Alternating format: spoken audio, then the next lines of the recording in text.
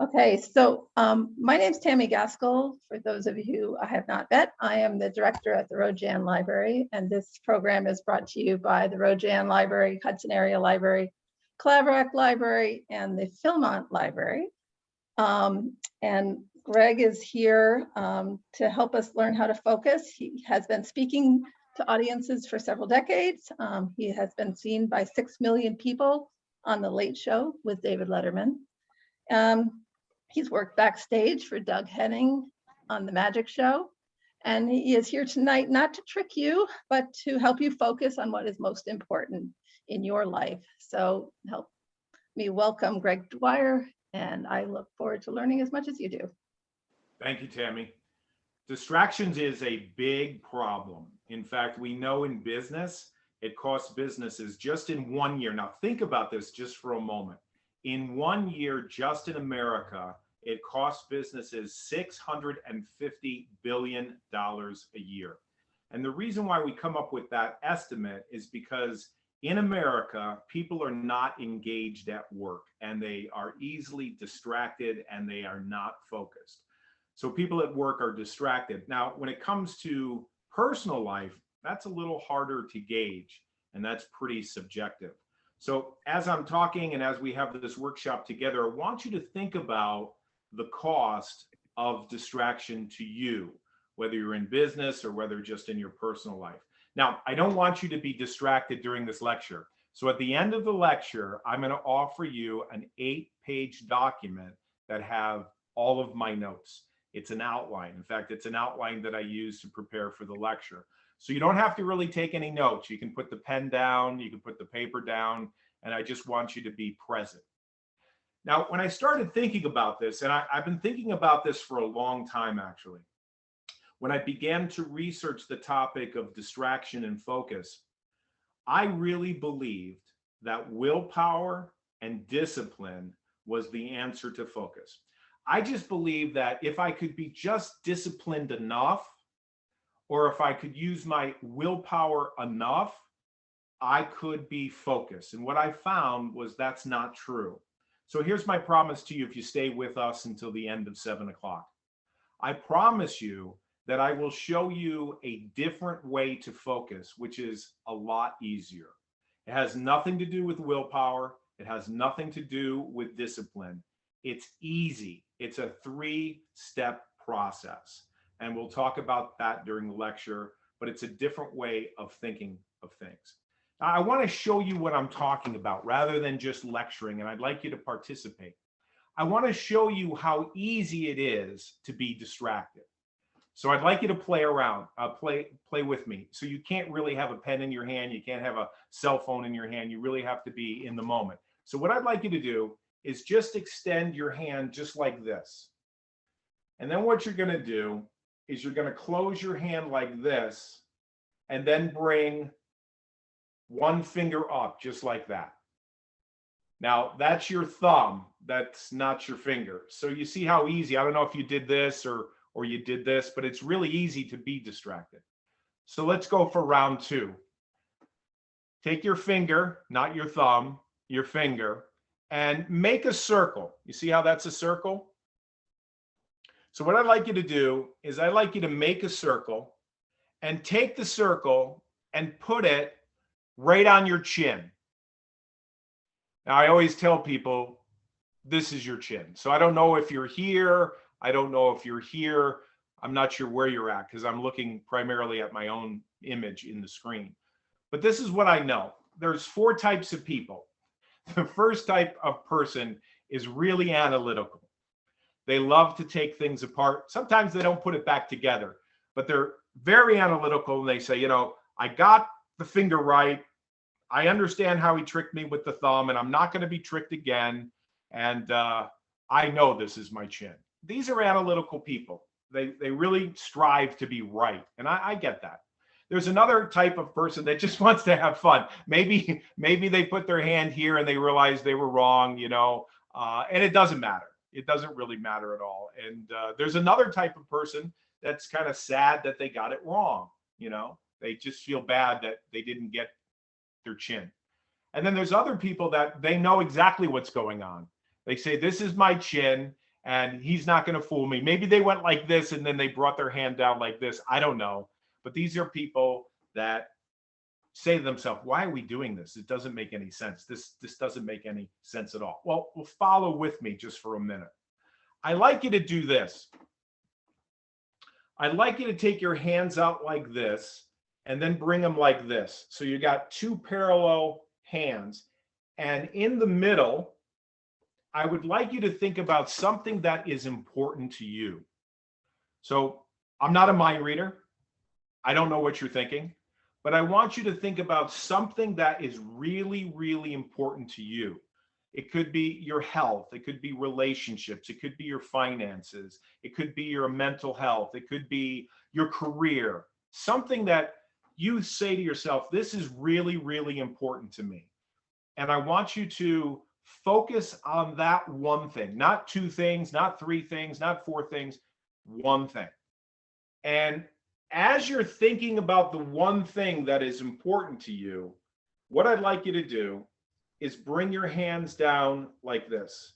And imagine, if you will, as you're bringing your hands closer and closer and closer and closer and closer together, you're imagining that what you desire and what you want is coming to you. And then you're going to bring your hands so close together that they go like this, right? Then I'd like you to call attention to your thumbs. If your right thumb is over the left, that means you have a 90% chance of getting what you want.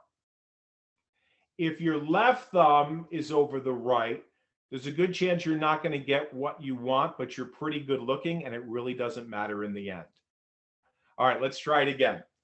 I'd like you to hold your hands out like this and think about what you want, but I want you to do something different.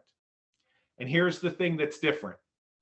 When you get to here, I want you to switch thumbs. So if you did it this way, do it that way. Ready? All right. Imagine, visualize right in the middle the thing that you want. And imagine as your hands are getting closer and closer and closer and closer together, you're achieving what you want because you're focusing on it. You're only focusing on that one thing. And now switch your thumb so it's a different way. So how does that feel? Well, if you're like me, it should feel different. And this is what I know for sure. If you want what you want, it's going to feel different to get it. It's not going to be comfortable. It's going to be difficult and different. So do this with me. Bring your hands out like this. Thumbs pointing up. Now this is my left arm. This is my left arm. So take your left arm, and place it over the right. Now, some of you will be able to do this, and some of you will have some difficulty. But your hand should be like this. Your arm should be like this. Now, bring your hands around like this and hold really, really tight, just like that. Now, you know if you are doing it correctly is if your thumbs are on the bottom and your pinkies are up on top. So your thumb should be on the bottom and your pinky should be on top. Now, I want to ask you to look at your thumbs. And the way you're going to look at your thumbs is you're going to do what I'm doing, which is this.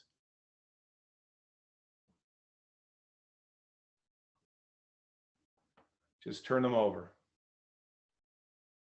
And now do this.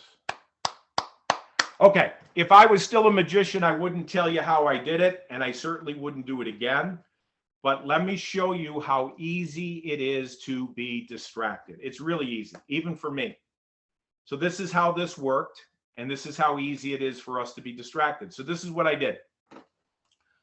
I asked you to take your left arm and place it over the right. And I don't know if you're focusing on me or you're focusing on your own hands, but as we went around like this, I asked you to make sure that your thumbs were on the bottom. And when I did that, I let go and pointed to my thumb. I let go. See, I let go. And then when I rejoined them in a way that allowed me to do this. That's how easy it is to be distracted. So this time, I want you to focus. Really focus. Now that I told you, right, because I told you how I did it. Now I want you to really focus. So bring your hands out like this. And the thing that you're going to focus on is when I go like this. You're going to see me go like this and let go. And I want you to look for that, because I'm going to go like this and then I'm going to let go and then rejoin it. Now that you know what you're looking for, right? Now that you're focusing on it, it's pretty easy. So that's where I want your focus to go. So everybody play along. Your left arm, you're going to use your left arm and you're going to put it over the right. Now turn your hand and you should all be like me. Now watch. This is where I do it. Ready? Actually, I'm sorry I distracted you because I didn't have to do it. And there's my thumbs. All right. If I was in a room of 100 people, we would all applaud. So how did I do that? How did I do that? How did I fool you 2 times in a row? Well, maybe 2 times in a row, maybe 1. I don't know. I distracted you. And no amount of willpower or discipline can really help anybody. So that brings up the topic of multitasking. Is it possible to multitask? Multitasking, you're cooking the meal, you're doing the laundry in the basement, you're talking to your best friend on the phone, you're doing 2, 3, 4, 5 things at the same time. Can you do it?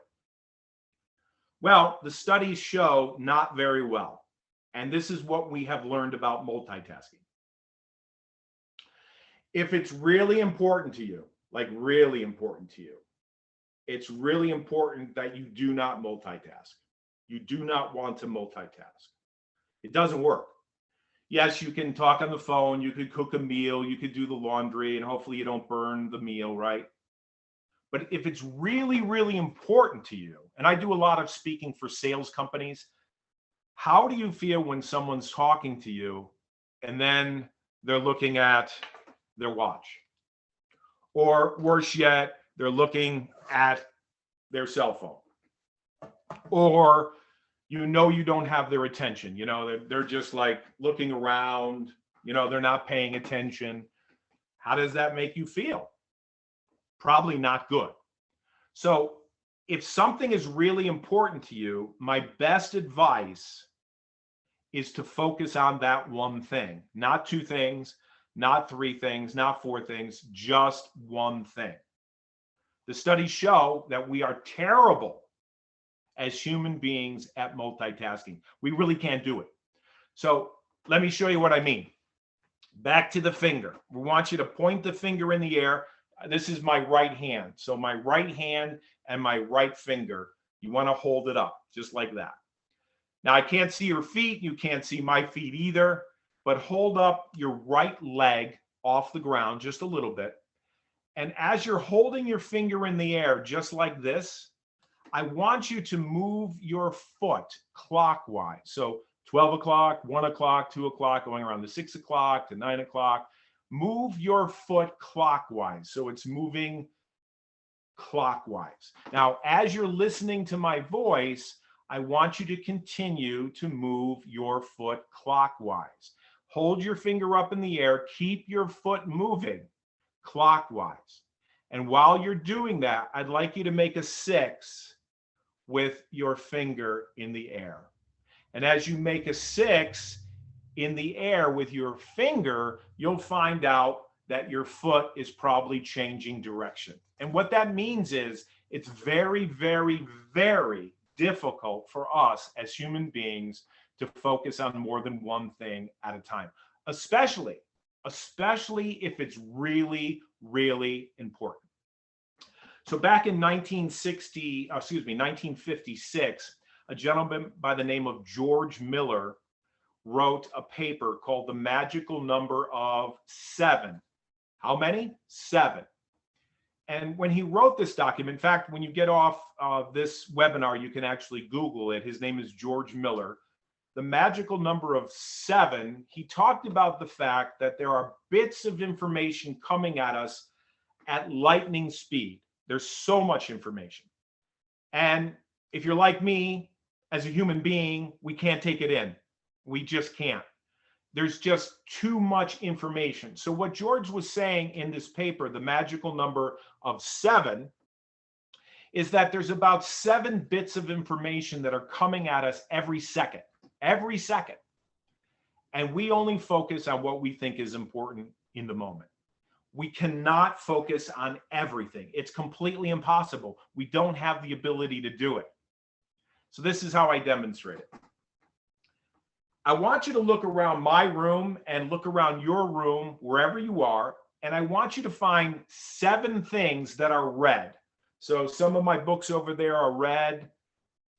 This card deck is red. There's a few other things in my room that are red, some things you can't see, but I'd like you to play along with me because this is interactive.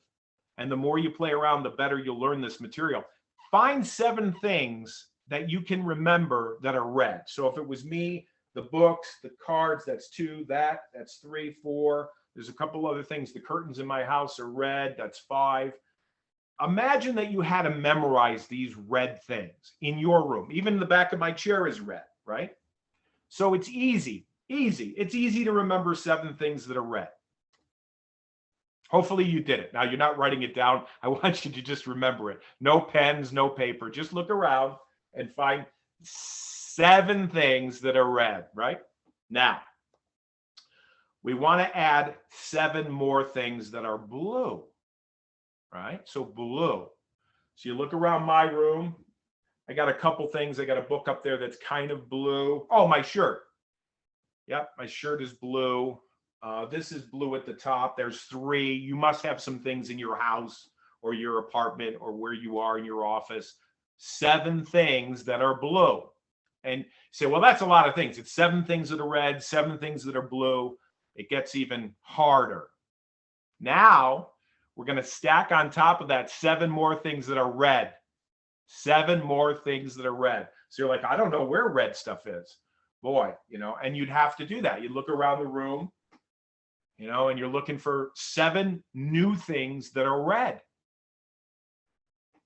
And then I say to you, hey, all right, we got 7 things that are red, 7 things that are blue, another 7 things that are red. What if we did this? What if we did this? What if we asked you to pick another 7 things that are blue and memorize all those things? It's 7 and 7 and 7 and 7. It's red and red and red and blue. You'd be like, oh my gosh, I feel completely overwhelmed, okay? Unless you learn how to chunk it together. Well, this is how I felt when I went to the Middle East for the first time. Back in 1995, a friend of mine called me up and we went to the Middle East together. And my guide noticed that I was completely overwhelmed. I was stressed out. And the reason why I was stressed out is because all of the information coming at me was new. I was in overwhelm. It's called culture shock. The language was different. The smells, the bells, the food, the customs, it was just completely all new to me. And I was feeling completely overwhelmed. Think about it. 7 red things, 7 blue things, 7 red things, 7 blue things. I mean, most of us, you know what we do? We play comfortable. We take the same path to work. We talk to the same people. We keep the same jobs, the same relationships. Why? Because we want to be comfortable. And what I found is when I went to the Middle East the first time, I've been there like 9 or 10 times now, but when I went there the first time, I was completely overwhelmed because there was too much information coming at me. You get it. So my guide said to me, Greg, what's going on? I said, there's just too much information. He said, be careful of the tricksters. I said, who are the tricksters? Oh, and he goes, the pickpockets. I said, oh, like the magicians. They're like magicians. He goes, no. He says, they're better than the magicians because if they don't take from you, if they don't steal from you, they don't eat tonight. He says, you got to be careful about the tricksters. You have to focus. So about a couple years later, we're in Bethlehem and I'm leading the tour. I'm leading the retreat and I'm working with the same guy. And we walk out of the store and there's this one guy who will not get on the bus. A group of people circle around him. They get all around him. One person is selling a flute. Another person is selling a scarf. Another person is selling postcards. But they literally circle around this guy and they are distracting him. And I'm thinking to myself, oh no, not on my watch, right? So finally I said, get on the bus, please. And he doesn't do it. So finally he opens up his wallet, he pays for the flute, gets back on the bus. And I'm like, all right, come on. I wish you had listened to me, but he didn't listen to me at all. No amount of willpower, discipline at all helped this guy. So at dinner that night, he comes up to me, he goes, Greg,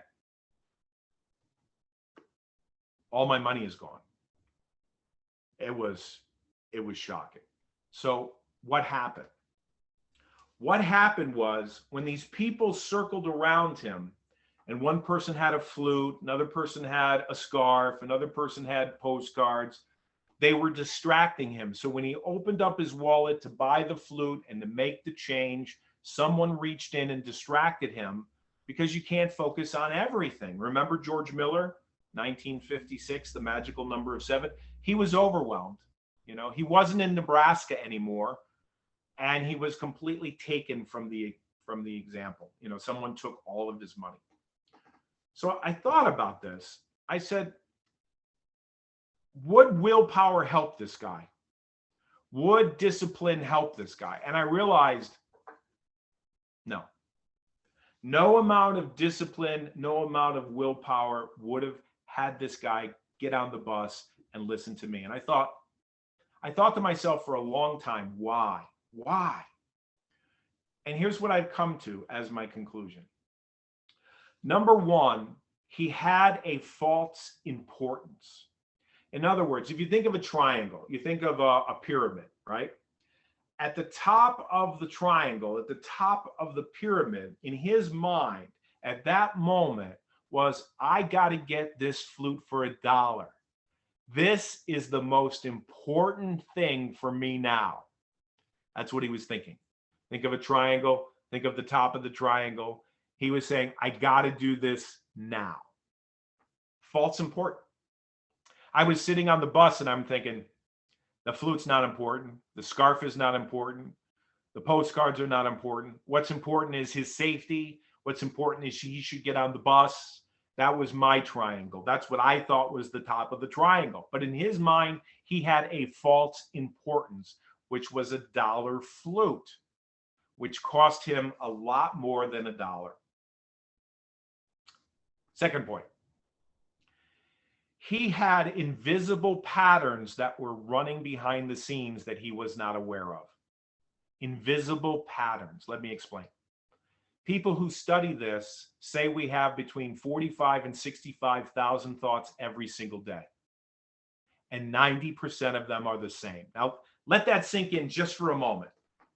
If you forget everything, just imagine this. Today is Wednesday. Today is the 23rd of February. Yesterday was 2/22/22, right? So today is February 23rd, 22, right? All right. Imagine this just for a moment. You have 45 to 65,000 thoughts today. And then tomorrow, when you wake up, 90% of them are the same.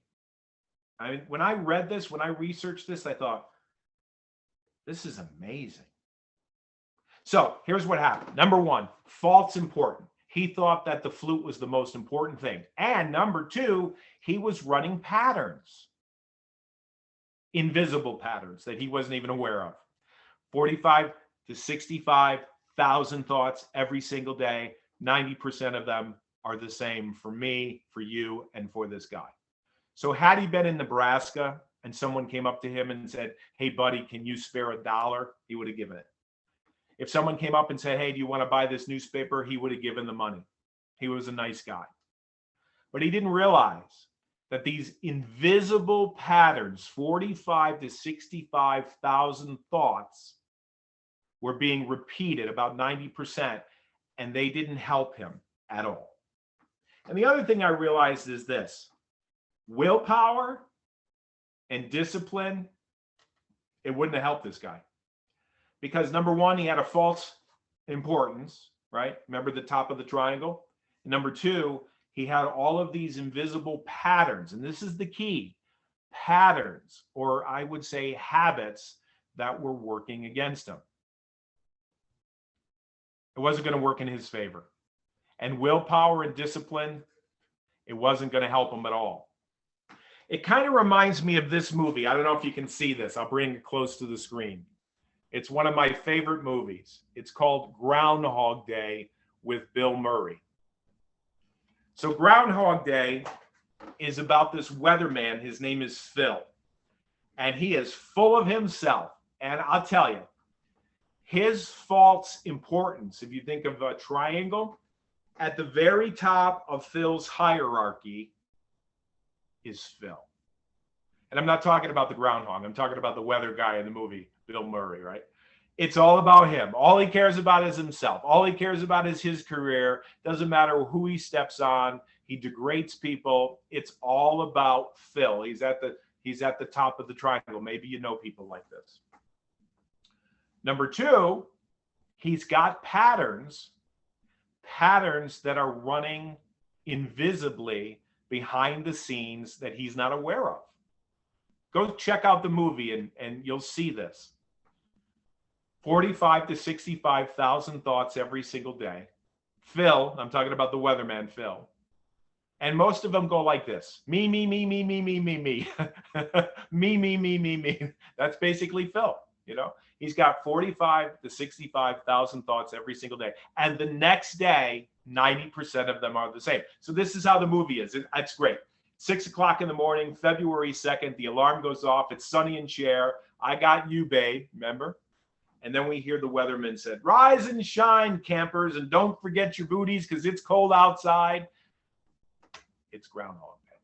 And he wakes up, looks out the window, and he sees that people are going, towards Groundhog, right?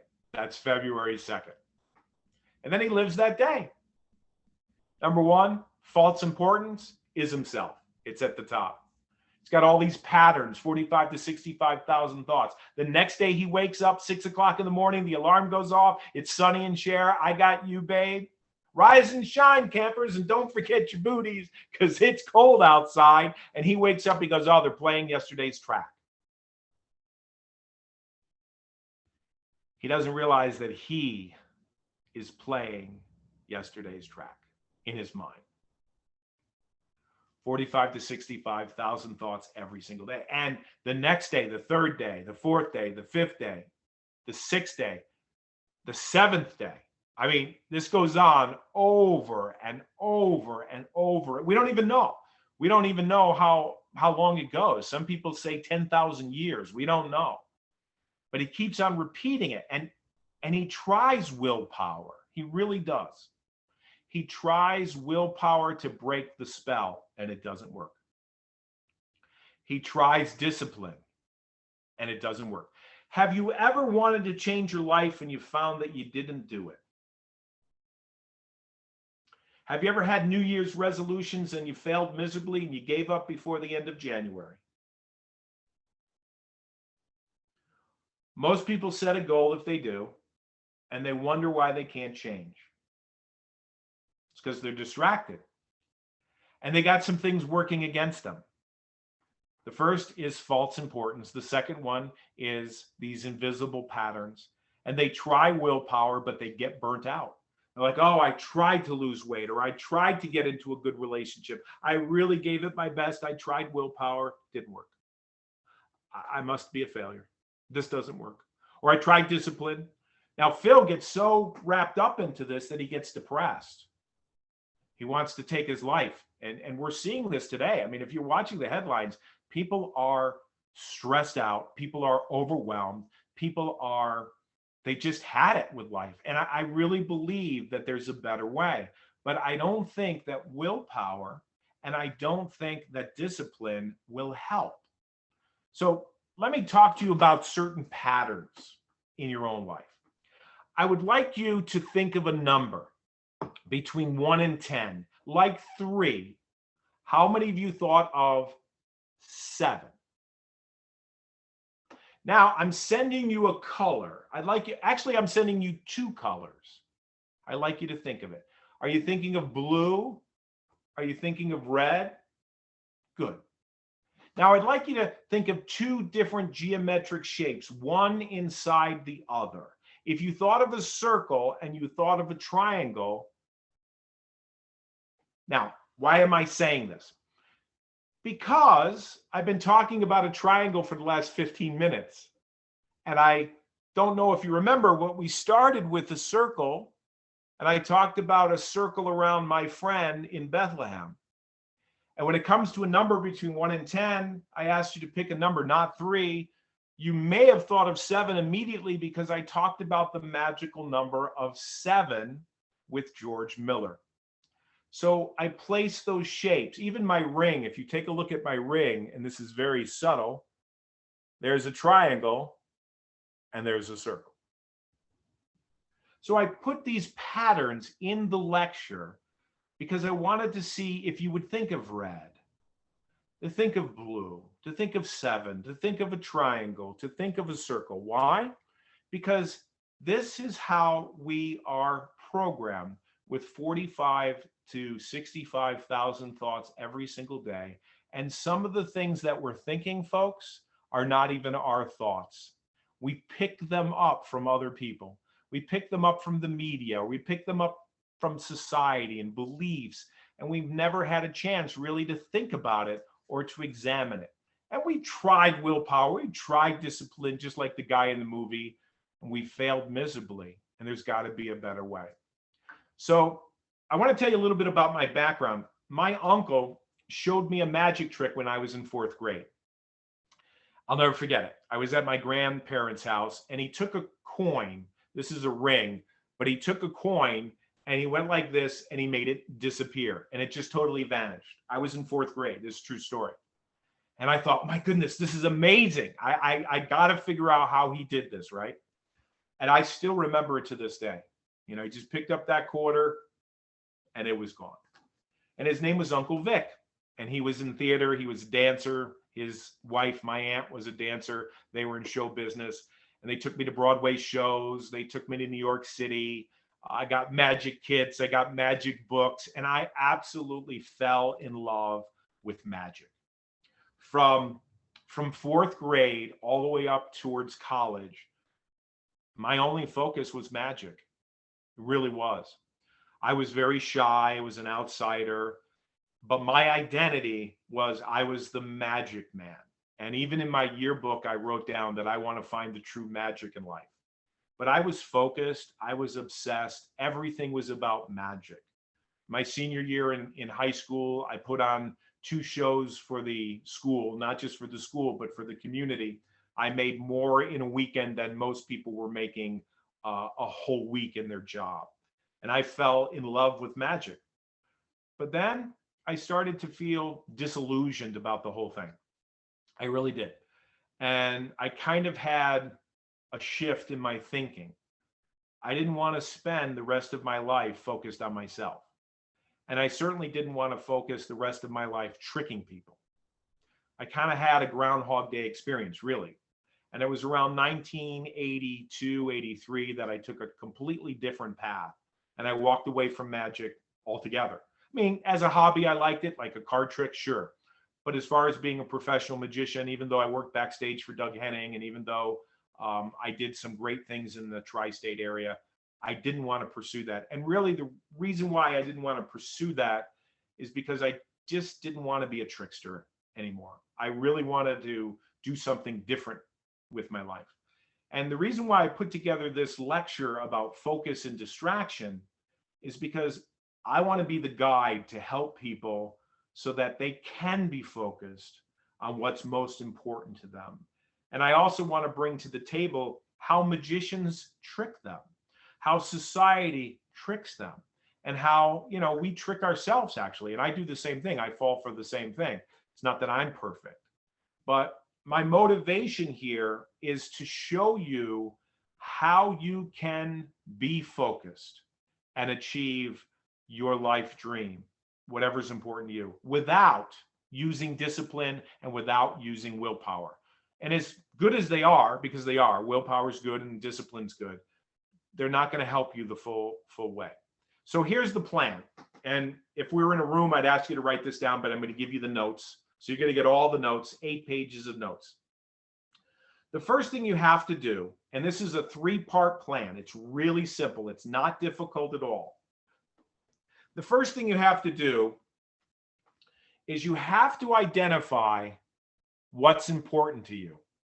So this is a triangle. So at the top of the triangle, now you might say, well, Greg, I don't know what's important to me. That's a big thing. Like, how do I know what's important to me in my life?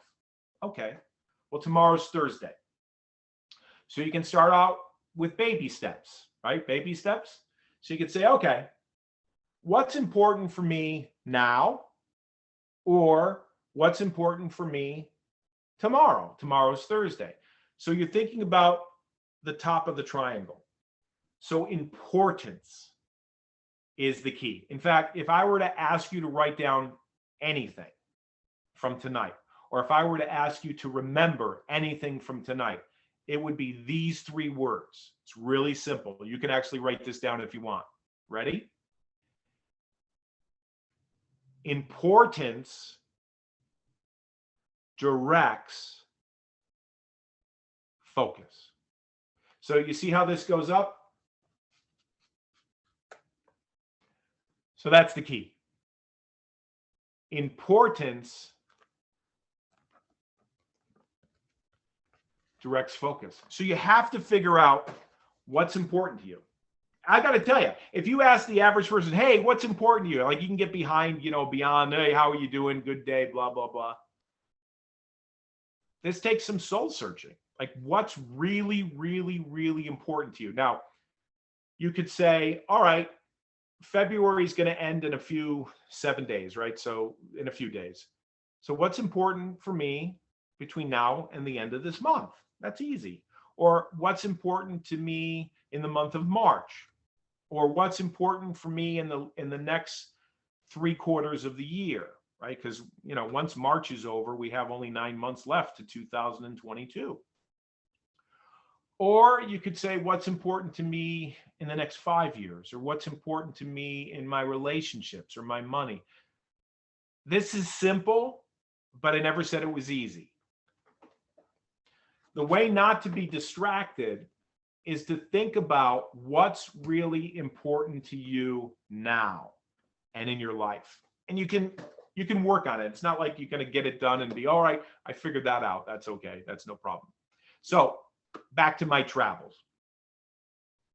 When I used to travel, and I haven't traveled for a couple years for obvious reasons. When my guide said to me, Greg, you really got to be careful. You have to focus on what's important to you. I immediately thought of my passport. Now, when I travel, I don't bring a lot of things with me, but I bring my passport, I bring my money, I bring my camera, and a few other things. But when I looked at my belongings, my travel gear, when I used to travel all over Europe, because in the last 10 years, I've been everywhere,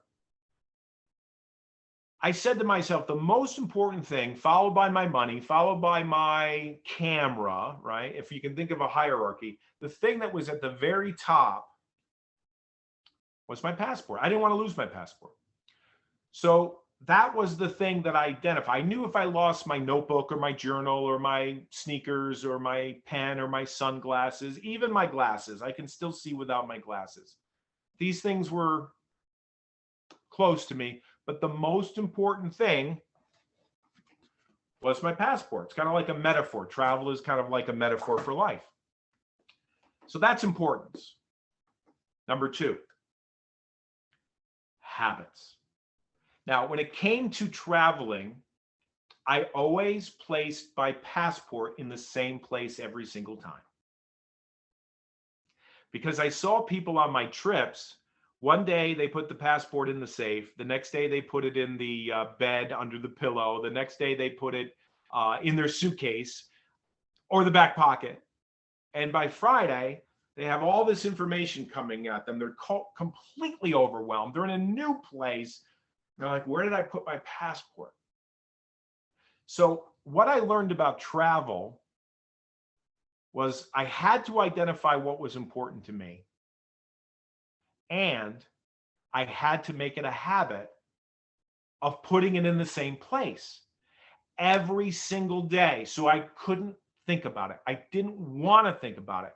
If I knew where it was on day 1, I knew where it was on day 2 and 3 and 4 and 5. It was the same place. Didn't have to think about it. Why? Because it was a habit. And then I started thinking about this. We have 45 to 65,000 thoughts every single day, and 90% of them are the same, if that's true, and I think it is.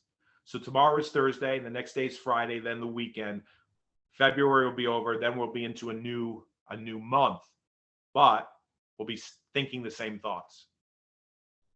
45 to 65,000 thoughts, 90% of them are the same. So the second thing is habits. Habits. Okay? This is important. The first thing that is important is what's important. And the second thing is important is habits. Habits. Now, what are we talking about?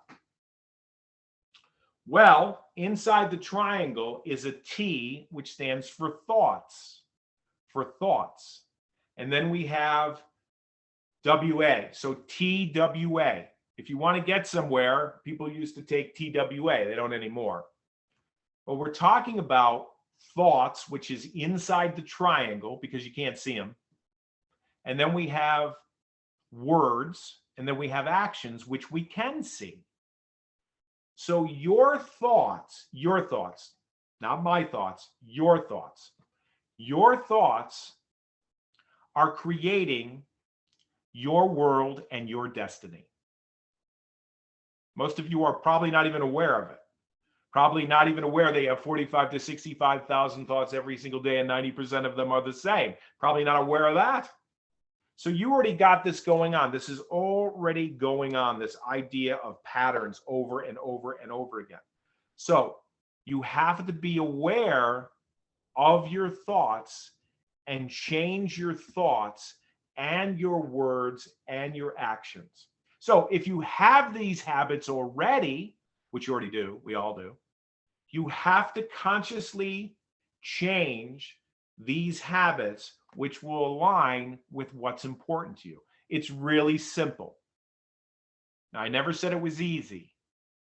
It's not easy. It takes time. Go online and figure out how long it takes to change a habit. It's not 30 days. It's not 60 days. It's not even 90 days. It's a lot more than that. But if you know what's important to you, and it's really important, the next step is to align your thoughts with that. In other words, if you're single and you say, I want to be married by the end of this year, but then you say to yourself, I'm not worthy, I'm not going anywhere, I'm not talking to anyone, I'm really shy, no one wants me. Your thoughts are not aligned with what you want. So you have to take your habits that you already have, and you have to change what you can change, which are your habits of thoughts, your habits of words, and your habits of actions. Now, I notice we're running out of time. We only have 15 minutes, so I'm going to speed this up a little bit. So we talked about importance, we talked about habits, and the last thing is secret.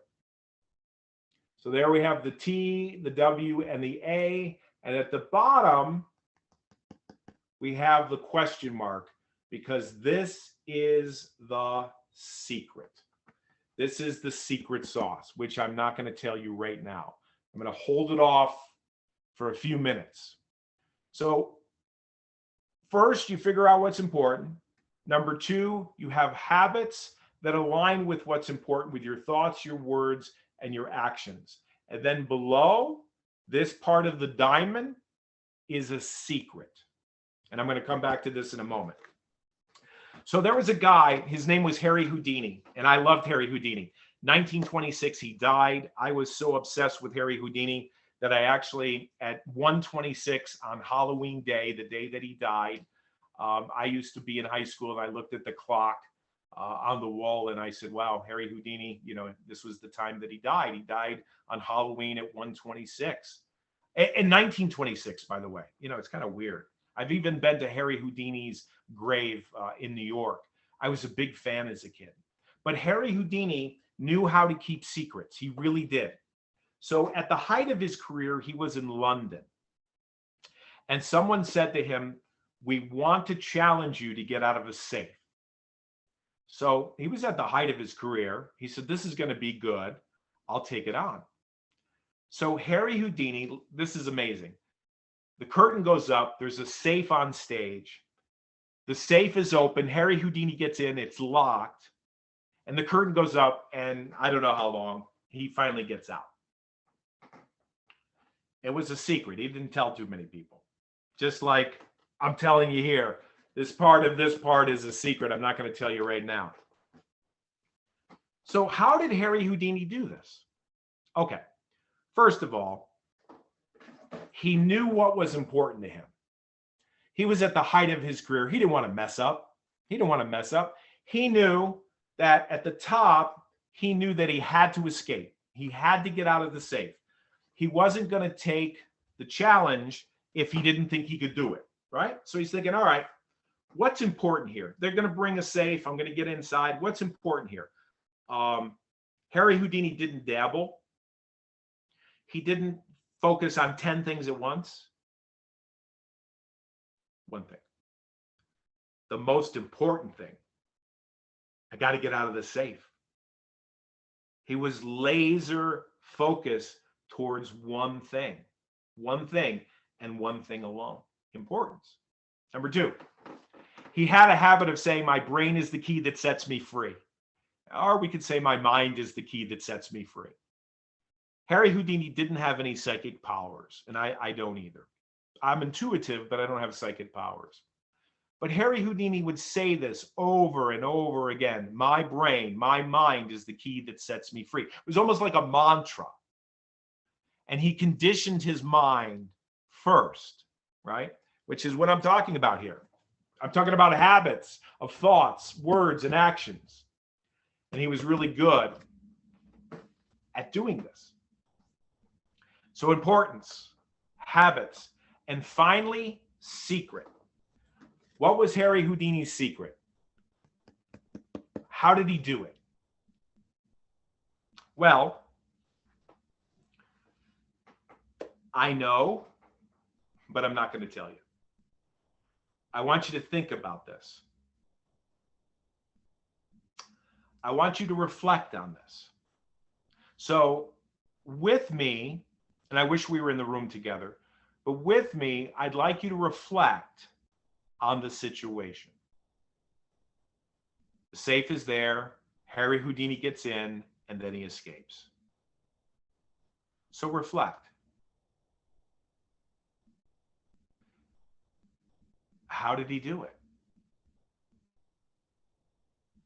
Well, most people in the audience, that's the question they asked.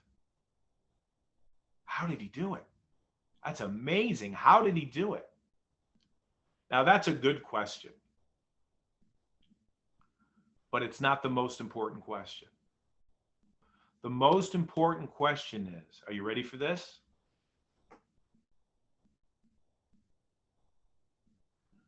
What is a safe for? A safe is to keep people out, not in. Ever get locked out of your car? I did. A couple of years ago, I was locked out of my car. It was terrible. Couldn't get in. Ever get locked out of your car? What about locked inside your car? No. So this is what Harry Houdini did. He knew what was important. Number 2, he had another secret up his sleeve. He had the safe delivered to him 24 hours before the show started. No one knew that. He wasn't just going to take on the challenge with the safe showing up 5 minutes before curtain time. So the safe was brought there 24 hours before. And what he did is he had 24 hours to reflect, to contemplate, to think. In our society today, it's so fast paced with cell phones and emails and all that's going on. Most people have lost the art of reflection. When your career depends on it or your life depends on it. So what is this? What is this down here? Well, let me reveal to you the secret. The secret is reflection. Reflection, contemplation. That's what the secret is. So another way of looking at this is like this.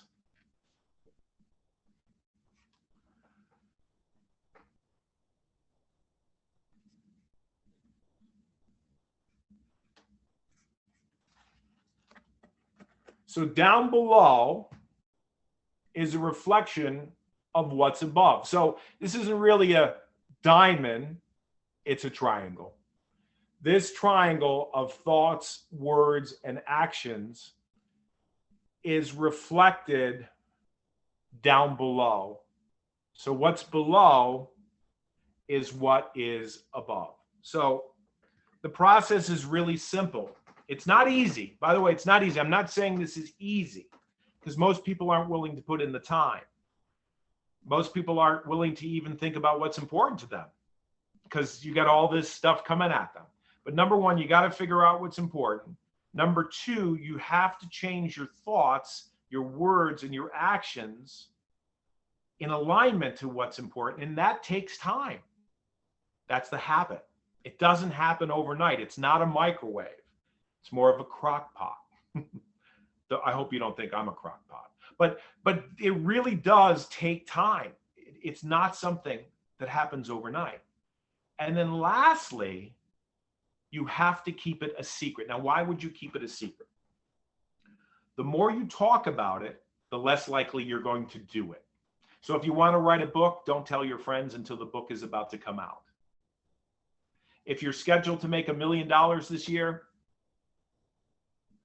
loose lips sink ships. It's the opposite of Facebook. Everybody on Facebook is talking about how great they are and what they've done. A lot of them are just fools or fake or showing something that's not even true. People who are wealthy, people who are doing things with their life, a lot of times they don't talk about it. And the key here is to have time for reflection. So every single day, at least 15 minutes in the morning, I take time to contemplate, to reflect on what's important to me that day, that week, that month. I reflect upon my thoughts. I reflect upon my actions. I reflect upon my words. And I do it every single day. And the other thing is, I created this. I don't have them for sale, but it's a deck of cards, and every single card has a different affirmation on it. So every card has a saying, like for instance, this one says, never stop dreaming. So every card is different and the affirmations are different. And there's 52 of these cards.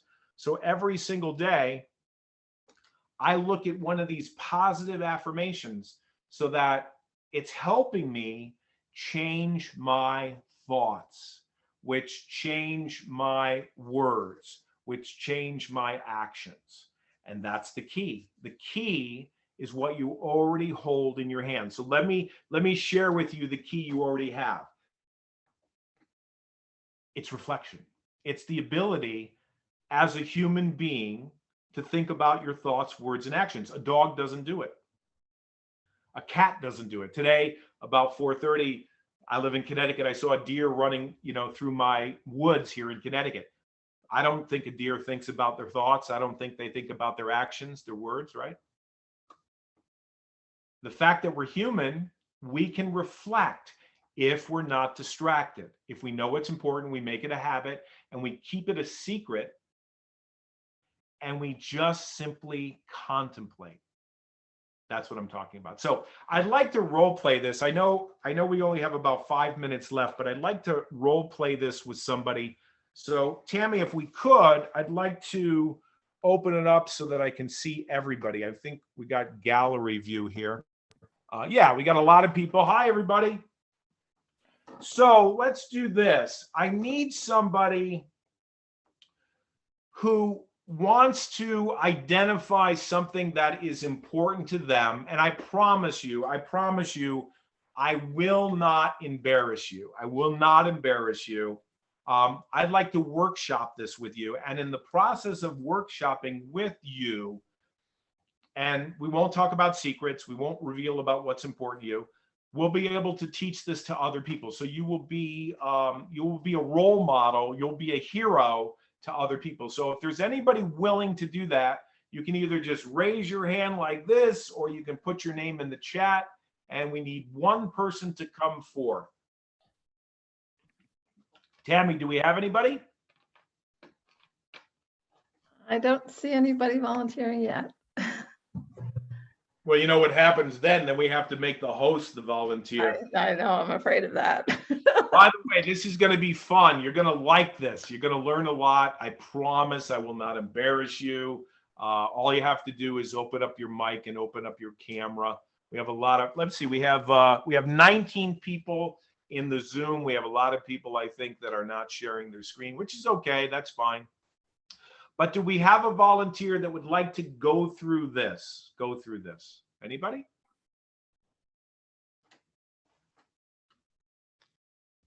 What do you think, Tammy? You want to pick somebody? You want to volunteer yourself? What do you want to do? I guess I'll volunteer myself, though I don't know. Okay. What's important to me right now. Oh, okay. Yeah, don't worry about it. No, and this is what's nice, because we're all here as friends, and we're trying to work this out, and life is complicated. And here's the deal. You don't have to tell us, and we don't have to know. And we don't have to say, oh, well, you know, what's important to Tammy for her whole life? That's a big thing, right? That's a really big thing. But maybe we just say, hey, what's important for Tammy this year?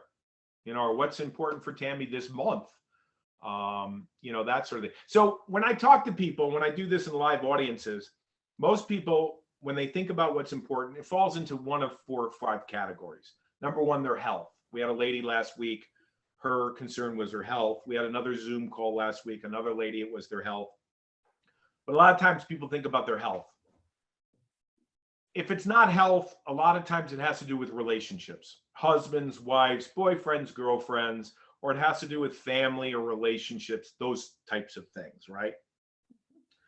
Or it has to do with growth, or it has to do with money, or it has to do with stability, emotional stability, or it has to do with goals, certain goals or career goals. But those are pretty much the categories that people go by. There's not 100 of them. There's only probably just a handful. But can you think of something, Tammy, like just maybe tomorrow to do something, or this week or this month? Can you think of something that's important to you? Yeah. Okay. All right. So I want you to focus on that. And then what we're going to do is we're going to use these cards. These are cards that I don't sell. I tell people, if you want a deck of cards that are very inspirational, you can go to probably a bookstore to get them. But all of the cards are different. And so what I thought we'd do, we haven't worked this out in advance at all. So I'd like you, I'm going to close my eyes, Tammy. And I'm just going to fan the cards like this. I'm just going to go like this. And first of all, let me shuffle them. Hold on. I forgot to do that. All right. So I'm just going to go like this. Hopefully you can see me. I'm going to close my eyes. I don't have any mirrors in the room. I don't have any other cameras. And what I'm going to do is I'm going to pick the card, whatever you say, and I'm just going to hold it up like that. So just say stop whenever you want. Now my eyes are closed, so I really can't see where you are. Stop. Okay. You want this card? Yes. Okay, great. So I'm going to keep my eyes closed, and hopefully I have an idea where the camera is. Not quite. Okay. Where are you good there or what? No, I'm doing this with my eyes completely closed. So guide me. Can you see what it says? I can see part of it. Go to your Okay. left. Okay, wait a minute. Now I've got to make it so I can see you because that's too small.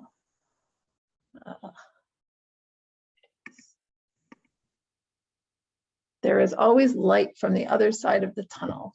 Oh no, you weren't supposed to say it. Oh, I wasn't sorry. Oh no. But that's a good. That's a good one. That's a good. Yes. All right. So let's do it again. Give me a number. 7, of course. Oh, okay. Well, just tell me when to stop. I mean, yeah, 7. Yeah, that's funny. Stop. Okay. So you want this one. Okay. So just think it. You got to raise it up.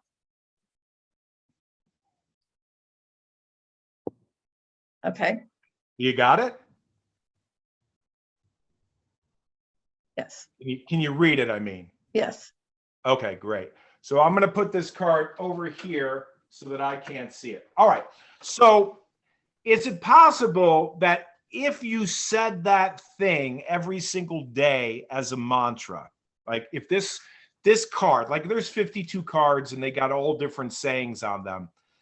If you were to say this to yourself in the morning when you woke up, and then maybe during lunchtime, or maybe you said, this card, whatever was on that card, and then maybe when you went to bed at night, you said this. Do you think this would encourage you towards what you want? Do you think it would help you? Yes. Okay. All right. Now, there is no way I know what she's thinking because I don't read minds, and there's no way for me to figure out what is important other than her actions. And if I was working with Tammy, maybe I could figure out her values. Maybe I could figure out, through her words and her actions. Does this all make sense? Because I can't read minds. There's no way I could read her mind. But I guess what I'm asking you, Tammy, is whatever you're thinking about, do you imagine in your mind that you could draw it to you? Like, remember when we did this? Remember when we did this? If you thought about what you wanted and you used the imagination, the reason I say imagination is because Einstein said imagination is more important than knowledge. A lot of times we go to our knowledge, but imagination, can you imagine? I guess what I'm saying is like a magnet. Could it draw it to you? Does that make sense to you? Yes. Okay, good. So that's what I'm talking about. I'm talking about knowing what you want, keeping it a secret, not talking about it to many people, and then conditioning your mind over and over and over again to get what you want. All right, now I need one other volunteer, and I will say this. There's no way in the world we can read minds. I can't read minds, but I do know what people are thinking simply because I'm watching their actions. I'm watching their words. So do we have another volunteer? You see, Tammy was able to survive that. That was great. It was fun. Thank you, Tammy. Do we have anybody else that would like to play along? If not, we'll have to ask Tammy to do it again, but I would like another person if possible, and then we're going to open this up for questions. Anybody? Any volunteers?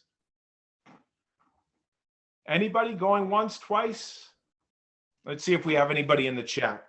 Nobody's in the chat. We have a lot of shy people. Looks like it. All right. Would you like to play along one more time, Tammy?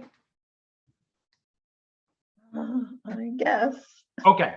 So I have here some symbols. Can everybody see this? So there's a circle, there's a plus, there's a wiggly lines that look like bacon, but it's not bacon. And then we have a square, and then we have a star. So those are 5 things, Tammy. And the rest of you can think about this too. So when I think about the circle, I think of wellness. I think of wholeness. I think of the sun. So a lot of people, and I'd like you to think about what you were thinking about before, Tammy. Maybe health or wholeness, maybe in your physical body or mentally or spiritually or in some relationship is important to you. And that's what you're thinking about. The next one is a cross, an X, which stands for relationships. It's two people coming together. It could be family, friends, relationships, that sort of thing. The squiggly lines, which looks like bacon, can refer to growth, or it can refer to currency or making more money. The next thing is a square, which has to do with stability, which could be emotional stability or stability in your life, less chaotic stuff. And then lastly, the star, which is like the goals or the career. Now, for those of you that are on mute, most of you have something that you're thinking about now that tie into this. So if you think this is true, would you put something in the chat so I know that you haven't fallen asleep? In other words, it's either have to do with your health, it has to do with relationships, it has to do with currency or growth, or it has to do with stability emotionally, or with goals or career. Tammy, can you relate to this? Yes. Okay, good. So when we're reading people, we know that it's probably one of these. It's one of those things. So I'm not a mind reader, but I know what Tammy's thinking about. So Tammy, I want you to think either about the circle, if it's health or well-being, or I want you to think, don't give me any clues, or the cross, if it's relationships. If it has to do with growth or currency or more money, that would be the squiggly lines. Or it has to be stability, which has to do with the box, which is a foundation that's really good. Or it has to do with the star, which is career goals or just reaching your goals. Now I have something in the chat, so we have people. Yeah, people are saying something. That's good. All right. So you got one? Yes? Okay. You're not going to tell me what it is, right? Right. Okay. So I'm going to write here, Tammy, how do you spell your full name? Because I know it's not just Tammy. How do I spell it? Tamara, Tamara. T-A what? M-A-R-A. Yeah. Okay. Now, did I get it right? I think so. Tammara. Nope, just one M. Oh, okay. What's nice about this is I can just take it right off. Okay. So I'll call you Tammy. I want you to think about something that's important to you. And it's kind of good that we did this before, because number one, you're like a magnet. Happiness attracts happiness. If you have that mentality of saying that every single day. So I'm going to take an educated guess, even though we haven't met each other. I'm gonna write down what I think the issue is for you, and I'm going to put it right here, right there. Can everybody see that? Yes. All right. So is it okay that you tell us what was important to you? What was the thing that you were thinking about, the most important thing? What was it? Was it the circle? Was it the cross? Was it the squiggly lines? Was it the square? Was it the star? Which one was it? The cross. I knew that. First of all, I knew that you did not think of the circle. I knew that. And I knew that you thought of the cross. And I'll tell you why. I just took a guess. That's all I did. So when you think about it, everybody wants the same thing. Everybody wants to survive, and everybody wants to thrive. And people have different ways of doing it. Some people it's health, other people it's relationships, other people it's money, other people it's growth, other people it's foundation they want it secure, or other people it's just career goals. It's not that different. So I want to offer the notes to everybody. And I asked people to put a number in the chat, and I'll tell you why, because here are my notes. I'm going to stand up. Here are my notes. that I use every single lecture that I do on Zoom. And these are different words. Now, right here, it says, if you'd like my lecture notes, which are 8 pages, and I have nothing to sell you, by the way, all you have to do, write this down, is go to greg@gregdwyer.com. So it's really simple. My name, if you can see my name, it's right here, Greg Dwyer. So my email is not Yahoo. My email is not Google. It's not MSN. It's simply my name. I've So put it Greg, in the chat for everybody. yeah, thank you. If you could put that in the chat. I did. Okay. So I have 20 pages here and I have different words on them. And since Tammy, we're working together, and I think we're working together very well, I'd like you to name a number between 1 and 20. Now, we didn't rehearse this. Like, we haven't set this up at all. All right. So Tammy, just name a number between 1 and 20. What would it be? 12. Okay, 12. So let me show you this.